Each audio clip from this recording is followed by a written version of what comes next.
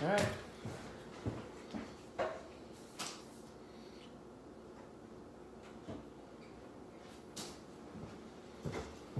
What's up, my dude? What's up? How you doing? Good, good. How are you?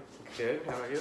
Good. Thanks for meeting with me. No, anytime, man. Yeah. So, what's going on? Nothing much. Just life, Yeah. post-grad life. Yeah. Tell me more about that. Man, it's a lot. It's a doozy. That's what Yeah. it is. Post-grad life is a lot of uncertainty. A lot of freelancing, a lot of not knowing where my money's going to come from.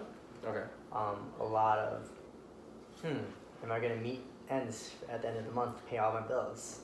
Okay. Or more of like, what's going to happen next? Right. Am I ever going to get that big break that I'm hoping for? Right. Where I just start making stupid amounts of money off of my art? Or am I just going to be, throwing these $100, $200, $300 gig, $1,000 gigs all around? Right. It's definitely right after graduation. It's kind of a weird time transitioning into the real world and establishing yourself as a person and trying to make it essentially because that's what we all want to do. Tell me more about what do you mean by freelancing? So freelancing is I don't have an employer. I am my own boss. Okay. So I work my own times, my own rates. I charge however I want to, versus like a boss saying, hey, you're gonna get paid $8 an hour. Right. You have to work these hours. KK come in. Versus me, I set up gigs and whatnot through like clients and clients and brands. Right. Where it's all on my time. We just Right. have a set deadline. That's it. Right. So you really value that like that freedom. Oh yeah, no, definitely. I don't think I could ever picture myself working for someone Right. versus working with a brand or with someone. Right. It's easier to you said you can pick your own clients and you get to work when you want and you get to work the way you want to and do all that. The only downside is when I want to call off, I have to hey, I'm looking in the mirror, I'm like, call off. Yeah, definitely. And it's wait, I'm my own boss. Even when you're trying to call tell your boss they're trying to call off, I'm like, wait, that's me. Right. So when there's a snowstorm or when I'm just not feeling good, Right. I'm not doing work. Right. That means I'm at home playing Fortnite. So with freelancing, you said you're just struggling about how you're trying to make ends meet and everything. Tell me about that. Freelancing, it's really rough because there's a lot of uncertainty. Usually, graduating from college, people are like, okay, I'm going to do this. I'm going to have my job online. I always thought when I was going through high school, when I'd go through college, I would graduate college and then I'd get my job and then just start working. Mm-hmm. Well, it didn't work out that way. Yeah. After I graduated college, I realized grad school isn't for me. Okay. Working for people isn't for me. Okay. And I just wanted to do my thing, my art, my photography, my writing, podcast, all that stuff. I wanted to do that because I feel like I have more value, more say of a word towards the people around me that I want to give positive impact on these people. Right. And I feel like that would fulfill me in the long run versus working for someone and being miserable. Because I used to work for someone Okay. and I hated myself every day. Okay. Yeah. Yeah, it sucked. So again, that you really value that freedom and I value the freedom and kind of just doing stuff that fulfills me versus stuff that forces me to make ends meet. Right. It would be more stable if I worked a job. Okay. Because I'd know at the end of the month I'm getting this much. I can pay off my bills. But at the end of the month I know I hate myself. Versus hey, I'm doing everything I want to do. Right. And people are paying me to do it. Yeah. So you really value that. You would rather do something you're passionate about, something you're enthusiastic and excited about, and you're very happy with it, rather than doing what my boss has to do and having to do it because that's your job and that's what you have to do. Yeah. Yeah. Yeah, that stuff sucks. Yeah. Definitely. I wouldn't want to do it any other way. Yeah, it sounds. As much as I'm struggling and as much as man, last month I made absolutely $0. Okay. Because I didn't get anyone. Yeah. That sucked completely. But good thing I had a good month before where it paid off everything. Right. If I didn't have a good month, I'd have to ask for money. Yeah. Or somehow get money. Yeah, definitely. This month was really good to me. I made a lot more than I've ever had in 1 month. I had a couple of weddings, had a couple of gigs. Okay. I got a call yesterday. Hey, can you do this $400 gig Saturday morning for an hour? Why not? Of course, yeah. Why not? Yeah. So I'm hey, well that pays off some of the bills, and I even have some cushion money for next month just in case if I don't make that ends meet for that month. Yeah. So, how do you address it? How do you find new clients? How do you make sure that the financial flow is like consistent and steady, and that you don't find yourself in this pit. So with photography and like the stuff that I do, it's a lot about actually creating. Okay. If I'm posting on Instagram, if I'm creating, if I'm practicing, if I'm constantly honing my skills and showing that I'm relevant, that I'm out there, the gigs really straight just come to me. If I'm focused on, just doing shit to make money, Yeah. like gigs to make money, I get too stressed out and I'm not producing the stuff I want to produce, and people don't know that I'm actually like active on this stuff anymore. Right. So they won't hit me up. Versus when I'm like not paying attention too hard on the money and I'm just creating stuff like, hey, Right. let me hit up some friends, let's do some shoots. Let me, help out some brands just for the heck of it. Mm-hmm. And that leads me to network with these people that actually become potential clients. Right. But it's also a gamble. Like there's a lot of stuff I could do for free that won't give me any clients in the return. Yeah. But there is a lot of stuff that I've done for free, and that's how I started. Like I started doing everything for free. Okay. And I built a network and I created clients off of that, and those were just word of mouth. Like I did such a good job that those people that I did for free were like, hey, my friend could do photography for you, but he charges this much, or hey, hit my friend up for rates, he does really good work. Yeah. And so it's kind of like this snowball effect where if I do a lot of good stuff, free stuff, there'll be a lot more in return versus if I'm only focusing on the money and I'm denying a lot of things. But the thing is, I can't say yes to everything because I'm only one person. Right. Definitely. But, it's kind of like, it's very unstable.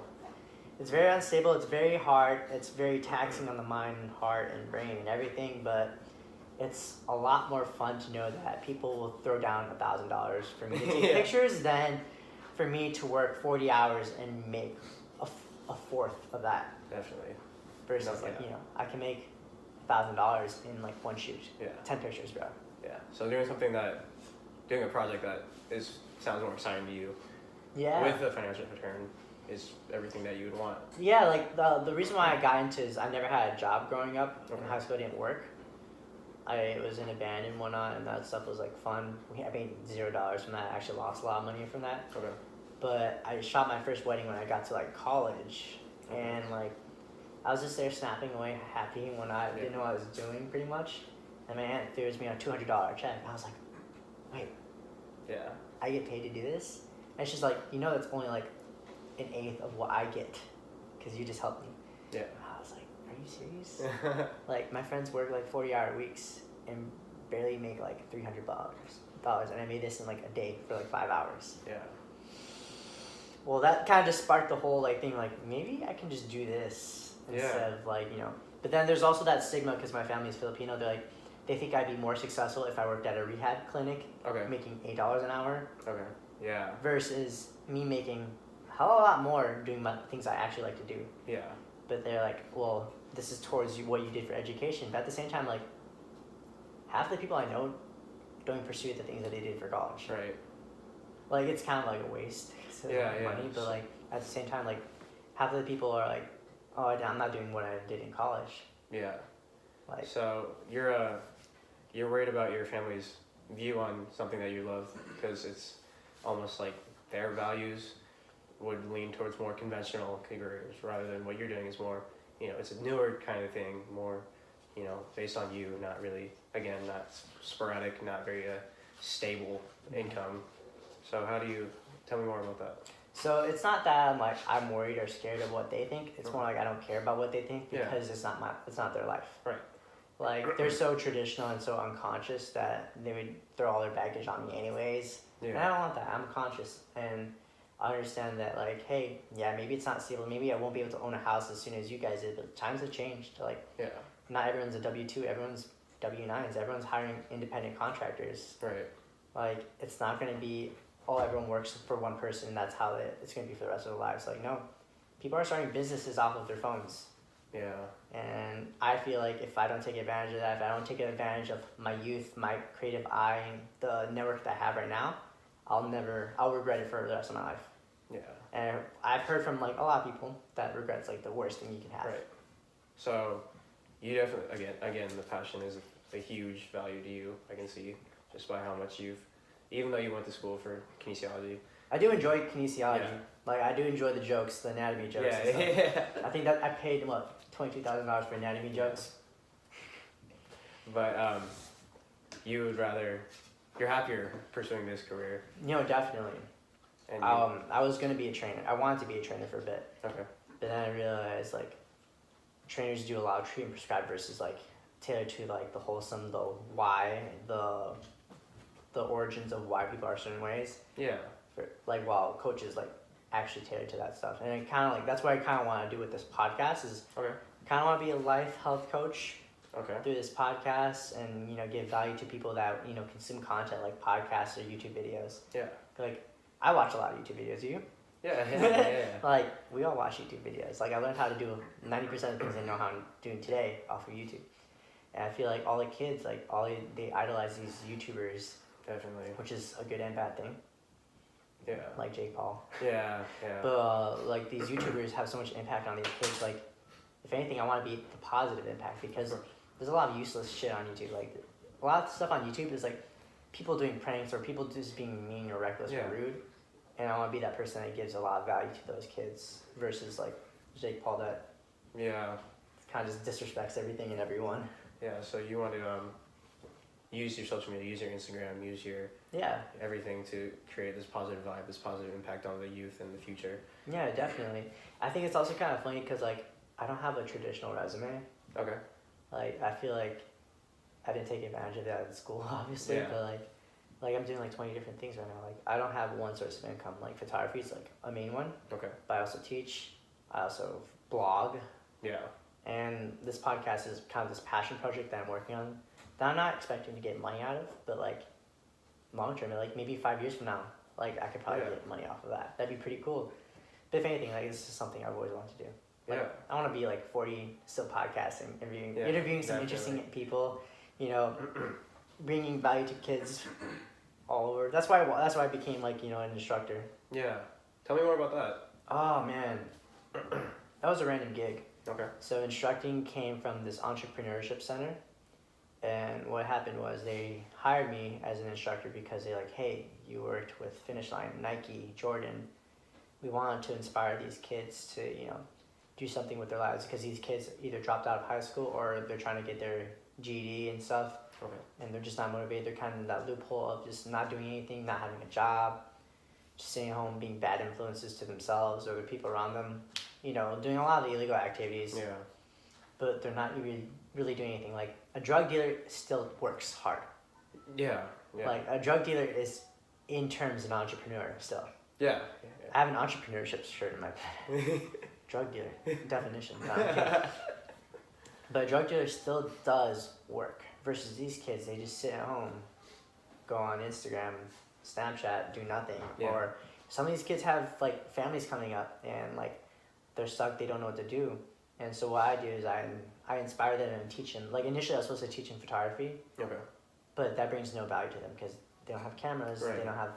Maybe they don't even have iPhones. Maybe they just have some other phone. Right. So what I teach them is I teach them the skills that they can use and the mindsets that they can use and apply towards their life. Okay. So I'm teaching them critical skills like, instead of just looking at the phone, think of the phone as an endless possibility to run a business, to create your own business, to do work on the stuff that you actually care about and like. Yeah. Like, yeah, you can work a job. Like, you can work a job. You can work a 9 to 5. You can work at Wendy's or whatever you need. Whatever gets you money. Yeah. To like sustainably like live your life. Yeah. Feed your food, pay your bills and whatnot. Mm-hmm. But you don't have to just throw your whole life into that. You can use your phone and make money out of it. There's kids making 6 figures off of slime videos. Yeah. There's kids like, I don't even know what they're doing, but they're making money just being on YouTube and singing along to songs. Yeah. Like, that's crazy to me. And if they don't realize that, then like, they just don't have that mindset. And what I try to teach them is like how to approach things and critically think like, hey, maybe I can make money off of this. Maybe I can do a side hustle. Right. My life doesn't have to be go to college and be successful. I can be successful without college. Yeah. And I can tell them right now, like I'm not using much of my degree. Yeah. So I want to be that that person to like showcase that. And I also like took a lot of stuff I learned from college, like falling asleep in class. Like teaching a lecture and showing slides is not the way to teach people, especially kids that are not motivated. Mm-hmm. Teaching them through conversation is something like you're Definitely. actually like, hey, you're getting live feedback, you're getting their emotions, you're getting how they emit their energy. Yeah. Versus a lecture hall of 100 students where I just fall asleep. I fell asleep all the time. Yeah. So like, I applied the conversational kind of like approach to them, and in the beginning of class, they were just sitting there, just like, yeah, working. Thing is, like, they got paid to come to my classes. Okay. So they got paid to come to my class. If they finish the class, they get an internship with a job or workplace. Okay. Whether it's like industrial, blue collar to like Macy's inventory and stuff. Yeah. It's something versus nothing. Right. And they're getting paid to do this internship. And at the end of the internship, if they do a good job, they get hired. Yeah. That was the whole thing about the whole program. These kids would come in just like not caring. And what like really fulfilled me and what made me really want to pursue it more is at the end of the class, like before they didn't care about me. At the end of the class, they would shake my hand and tell me how to have a good day. They would ask me questions. They would ask for advice. And I was like, this is the best thing I ever felt. Yeah. Versus like, it was like, the good professors I felt that did a good job for me is the ones I remember. Yeah. Like, I don't remember I remember the bad teachers, but I don't remember like the teachers that didn't do anything for me. Right. I remember the teachers that pulled me to the side, told me a good job, or told me like, hey, get your shit together, because they were like, they actually cared. They wanted to put me in check. Yeah. Versus like, I can't tell you my 6th grade teacher. Yeah. Actually, I can. But I understand. But like, yeah, that's the thing. Like, so that's what I found more fulfilling than working as a rehab aide, because that's just not for me. Yeah. So you take like washing towels is not for me. Yeah, definitely. So you take you find a way to maybe like step away from the conventional ways of earning money, 9-to-5 jobs, these regular things, and you would rather kind of translate your passion to pursue something that makes you happy, and find these different ways to make money, and not go to traditional ways of teaching the youth, but rather telling them about your experiences, and you feel like they learn more from experience. And relate. They can relate to it. Yeah, it's more. If they can't, then I will try to give them examples and stuff. Right. Like the most successful people I found in music or art and industry are the ones that really came from nothing. Mm-hmm. These kids have perspective because they struggle. They've been homeless. Mm-hmm. I've been homeless and all that stuff. So I feel like I can relate to them. Yeah. Like at the end of it, it gets really personal to the point where like, should I even share about my life? But what I want to do is I want to connect with these kids because I don't know their struggles and they don't know my struggles. Right. But they just think, oh, I'm just this kid that takes pictures and gets paid to do it. No, like it came from perspective versus like the kids that, like that are privileged that have no perspective. Mm-hmm. Everything gets handed to them. They don't know how to struggle. Yeah. If shit goes down and they lose money, they don't know how to react. Versus these kids, I want to be able to teach them like, you have perspective. You know how it feels to struggle. So that use that to your advantage to become the best you can. Right. Like all the greatest athletes came from the most rural areas.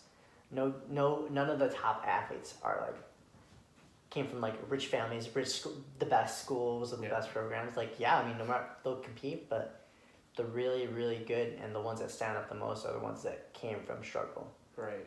And so that's what I believe. I like the ground up story. I like the coming from nothing story. Yeah. So being able to relate with your students, you feel is a way to connect with them on another level rather than like a regular professor or teacher would be able to, just because like there's not that personal connection necessarily that could help the student understand and maybe open their eyes a little more to what you're saying. Like, what did your chemistry teacher tell you? Like, how did you connect to your chemistry teacher? Yeah. Like, do you even remember anything from chemistry? Because I don't. Yeah, I can't tell you much. I remember we did thermodynamics. I had no clue what that was. Yeah. I was like, I guess we're doing this. Okay.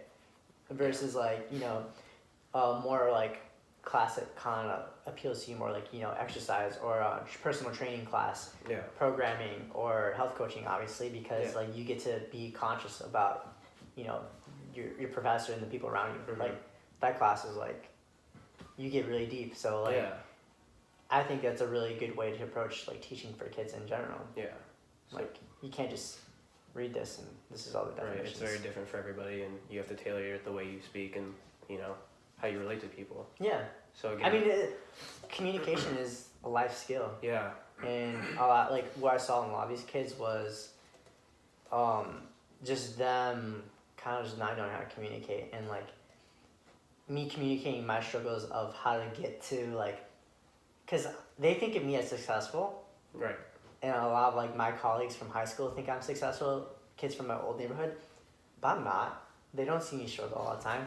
I'm still stuck in transitioning on how to like what to do in my life. Like every day I kind of wake up and just like, man, what am I doing in my life? Yeah. But I'm doing stuff that I do love, that I do care about. I mean, it is like, you know, a big like transition, is a big change because like I was so used to structure Right. because of school Right. and following the Academy week 1 through 15 Right. schedule. And now I wake up and I'm like, what am I doing the next day? Right. Or I wake up and I have a job. Like, what? I have a gig to go to. Yeah. All right, 6 in the morning, let's do this. Yeah. Or I wake up and I haven't done anything for a week straight. Mm-hmm. Like, going from stability to instability is such a weird transition. Right. And, like, I always ask, like, my friends, like, hey, how do you feel? Like, I feel like I'm not being productive. And they're like, oh, I feel like that every day. But the thing is, like, I think what I have to identify and what I have to understand is social media, Instagram and Facebook and all that stuff, like, we're seeing people's highlights and we're not seeing the people's struggle. Yes. Yes. And so if I keep comparing myself to those, like, I feel like I'm unproductive, I'm not doing shit. But I'm working hard every day. I mean, I don't know how hard those other people are working, or if they do work hard, if they're faking it. Yeah.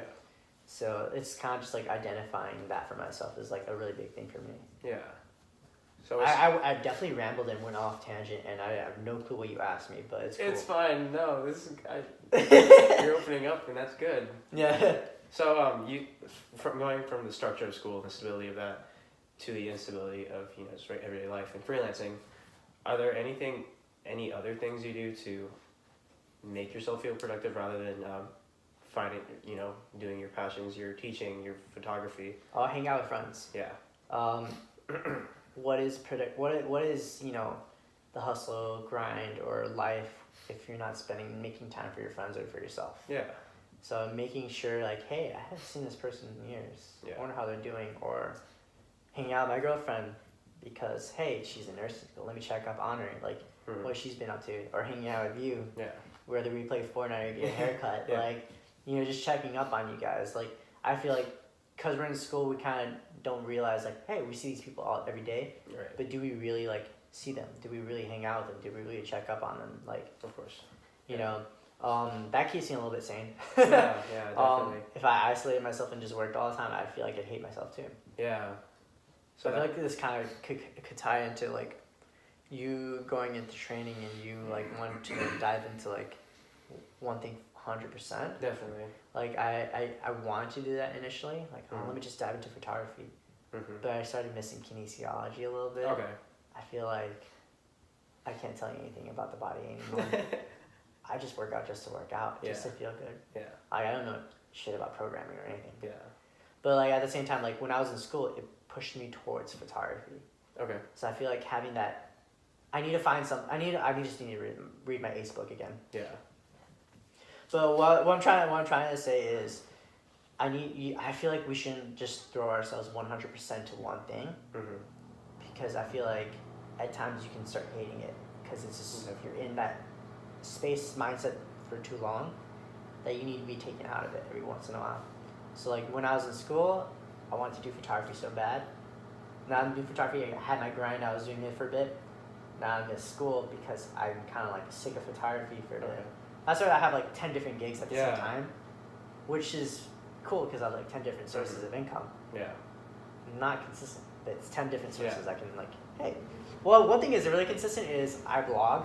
Okay. So I get paid per post. Okay. So if I would really want to, like, ooh, I'm not making shit, let me just type up 40 posts. Yeah. And I'm good for the month. Yeah. So. But I mean, it's like really cool. Like, I think that's what the mindset right now is, kind of is like find something that drives you to go into photography more. Yeah. And that doesn't make me hate it anymore. Yeah. Because that's how I felt about school. I hated school for a while. Yeah. Senioritis. Yeah. I'm with you there.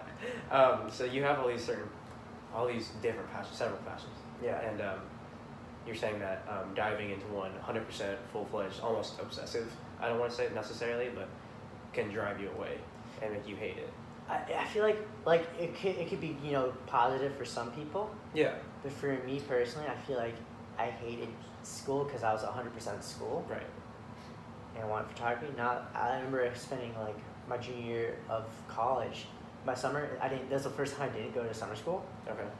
so 100% into photography, and I was like, fuck, I hate photography. Like photography sucks. I mean, I made money, but I hate photography. Yeah. I worked so much on photography that I was like, I want to go back to school. Yeah. So I feel like for me, like personally, I feel like finding a balance Yes, in of course. everything in general, but definitely like identifying it first. Yeah. Yeah. Like I don't want to just go 100% blogging or 100% podcasting, even though if that funded my life, that'd be pretty great. Yeah. But I would always seek out something else. I would always seek out another passion. Okay. So finding that balance is really important. Just Yeah. even though you may have a passion for all these things, being too far into one compared to the others, it may be overwhelming. It'd be imbalance right there. Yeah. So you want to just be able to distribute your passions.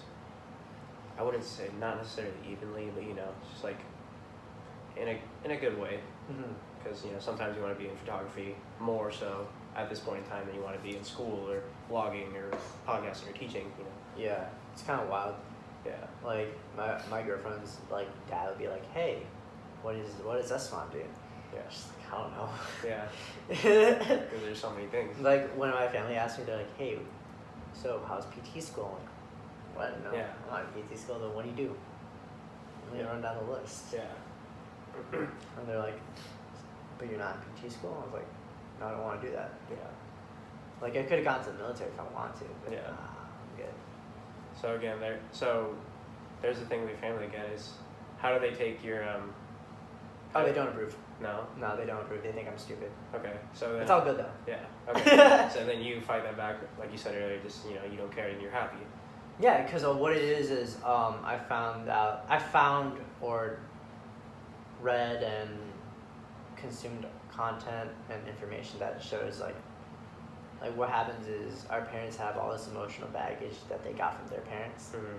So whatever their parents raised them as, they took that baggage and took it out on them. They're doing the same thing.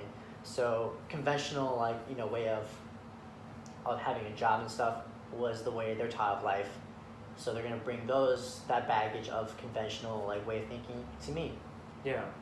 But I had friends that had entrepreneurial parents. Okay. They're like, do whatever you want because you know what, life is your oyster. Not like literally, but Yeah.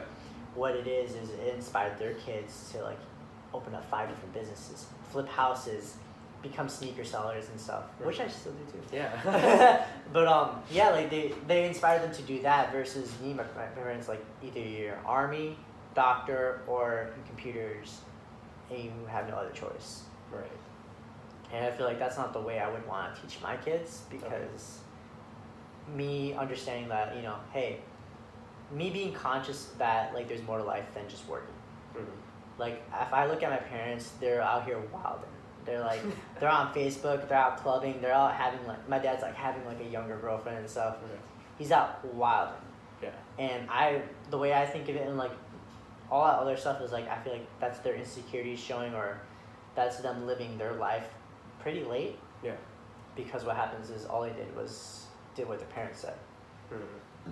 And I don't want to be that unconscious parent that just throws all their baggage onto their kids. No, I want to be able to inspire my kids. I want to be able to inspire the people around me. What if your friend was like, hey, you need to go to PT school. Yeah. You'd be like, what the heck? Yeah. What do you know? Yeah, what do you know? tell me? Who are you gonna tell me? Yeah. Because you don't know where my passions lie along. You Right. don't. What if I just want to be a full-time barber? Yeah.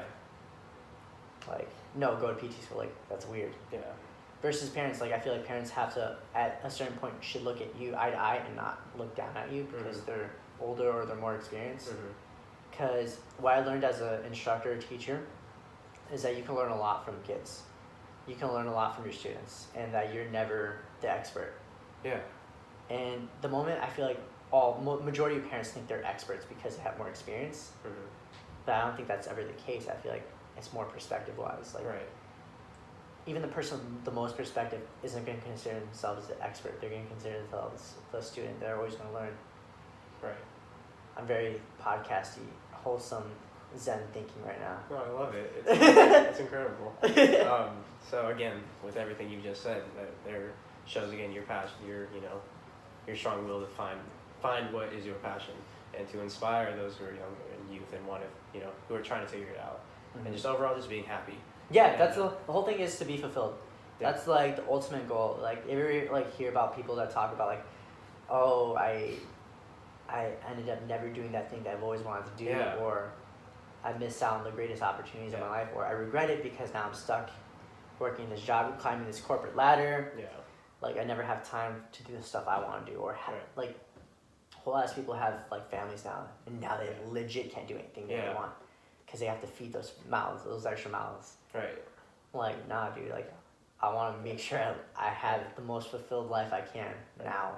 Right. You want to avoid as many regrets as possible, and Like the whole thing about like learning from other people's mistakes is to not make them. of course, yeah, definitely. Like the recurring thing is like, man, people have a lot of regret for not doing the stuff they want to do. Mm-hmm. That's a universal thing. Yeah. Like a lot of people talk about that stuff. Yeah. So why be that person, the next person that's gonna say the exact same thing? Yeah.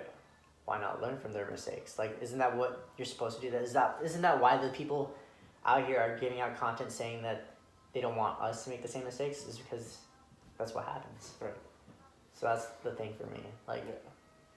I feel like I'm a little woke, a little woke, and it's hard to identify change for me because there's like a million different things going on. There's a lot, definitely. Yeah, but it's I feel like it's hard for me to identify change Okay. because I'm very conscious of what needs to happen, Okay. and I'm already taking action on that stuff Yeah. for the most part. Yeah. Or if I'm not taking action, I'm already identifying it. Okay. So like that's my thing, Okay. and it's just a matter of just time Right. at this point. Right. So with all of your very busy agenda, which sounds like your photography, your blogging, your teaching, podcasting, what do you have to do in the future, stepping forward, to ensure that you are happy, you are financially stable, and just doing what you want to do with that balance?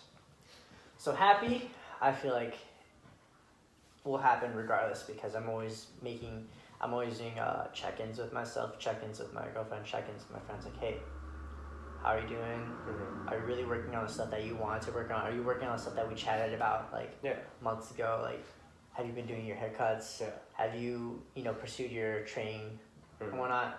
Like checking in with my friends like that keeps me kind of staying happy. Mm-hmm. The second question was financial stability. Mm-hmm. I don't think I'll ever hit that. Yeah. Okay. Being realistic, I have a lot of friends that freelance. They're like 35 older. They freelance. A lot of like my uncles now, they quit their IT jobs and they do freelance IT. Okay. So like it's inspiring. Like I had this one uncle, he like quit his job and just started Ubering full time. Okay. Like that's considered an independent contractor. Yeah. Like I feel like that's what people are moving to because what they want is their time back. Yeah. Like if you're an independent contractor, you are getting your own time. Like, you're not working 40-hour weeks. Right. You're probably working 100-hour weeks. But it's something that you want to do. But it's something that that you want to do. You're putting in the time for yourself. Like, I can't imagine like working a 40-hour week and then be like, okay, I'm exhausted. Yeah. I want to work. I want to do something else. I want to do. Right. Versus me, like I put 100 hours in a week, Right. and I was just doing everything I wanted to do. Right. And the last one, I mean, the goal is to buy a house, right? Okay. The goal is to my ultimate goal is like house, family. Travel the world. Okay. And I can't do that if I don't have financial stability. Okay. And so what I'm doing is I'm currently just trying to be the best creator I can be so that when the opportunity comes, I can work for Nike or I can be an independent contractor for like a big brand, Okay. or I could just create my own brand, Okay. like stuff that does work for other people. Yeah. I mean, I get hired by like a whole bunch of companies all the time. Yeah. It's only about time until one company's like, hey, we want this person like to do all our stuff. Yeah. And be a big company. If like that's the goal. Like that'd be like the dream job. Like working for Nike or Adidas. Like that'd be pretty raw. Incredible. Yeah. Because I see my friend Mark, the one Justin Timberlake's photographer. Okay. He's Justin Timberlake's photographer. Yeah. Mark is a year older than me. Yeah. That's Mark insane. is a year older than me. He's Justin Timberlake's photographer. Flying in the private jet with Justin Timberlake. Justin Timberlake. Yeah. And so like that's insane. just like wild to me. And he's living his life. Yeah. Like Buddy was on tour. Like he was in Chicago, he was so busy like with Justin, and like clubbing with Justin. Like, I don't care about clubs and stuff, but like he was Yeah. Justin Timberlake Justin taking Timberlake. pictures. Yeah. Like he lives to take pictures. That's dope, and that's what I would love to do. Okay. That's also a goal. What was the last question? What do you need to do to find balance within all these things? Balance, I guess, is just being real, checking in with yourself, writing, being organized. I've noticed like I'm more stressed when I'm not organized, when I don't have control. Okay. So being in control is very important for me. Okay. This hat's pulling my eyes back. Awesome. Yeah, I mean that's pretty much it for me. Yeah. Just knowing what I have to do when, and just making sure everything's on track. And On track, and just making sure I'm making regular check-ins. Like, I can't just slack off and play Fortnite for like 3 days straight. yeah, I did do that. it happens. I did do that, and like I was like, man, I should check my bank account, but I don't want to. Yeah. I didn't buy any skins or anything though, so it's all good. That's good. All right, I think that's all the time we have. So All right, dope. Thank you so much. Dude, anytime. Thanks for having me. Thanks. Ooh, 36 minutes. That was good. You like it? I could have gone.